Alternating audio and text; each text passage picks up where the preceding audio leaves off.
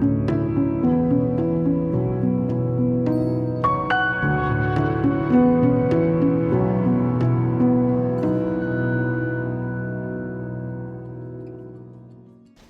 we're very happy to have with us Michael Baton with Blue Cross Blue Shield of Louisiana.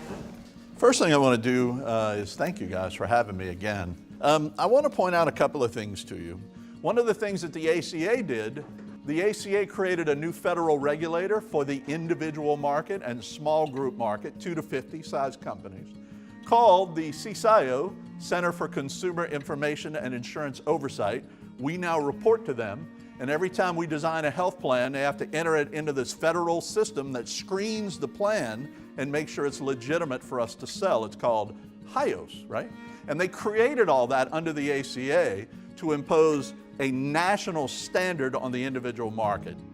The feds established for individual and small groups standard coverages in 10 categories of benefits, and they took away our ability to put any liability limits on the policies. If you buy a health insurance policy, it basically covers to the last dollar. In the ACA, they decided they want to establish a national standard for what a wellness benefit was and make it apply to all health plans. And it takes anything a doctor can do to you test-wise and classifies them as a wellness grade A, B, C, D, or F. If it gets an A grade or a B grade, it's included in your health insurance today with zero copay. So you need to ask your providers, like, what kind of stuff should I be getting without paying for it? There's a lot. The main feature of the new federally regulated individual market that was the most controversial was very simple. Everybody gets in no matter what. So we can't ask any health questions. We can't screen anyone. We can't restrict any coverage for a pre-existing condition, and we can't change your rate based on your health status. I just want to point out that individual markets where there's no underwriting and everybody can enroll have always failed. This is the president's way of trying to create some escape routes from this really expensive insurance pool that the ACA has created. The first one is what's called an association health plan.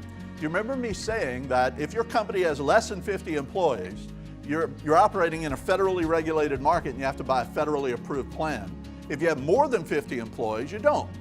Well, what if I could gather up a bunch of my friends who have small companies and we could present ourselves to an insurance company like we were a big company and say, look, don't look at us like we're 20 companies with 30 employees each. Look at us as one 600 life case.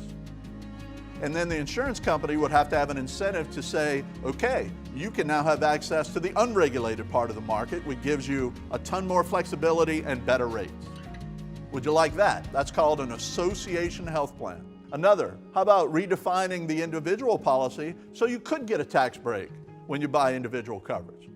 So you could get claim it as a normal business expense if you bought an individual policy. That would help with the rate problems. So they're trying to figure out a way to create something called a health reimbursement account for individual insurance. We also have in the market today something called a short-term medical plan where none of the rules under Obamacare apply to it.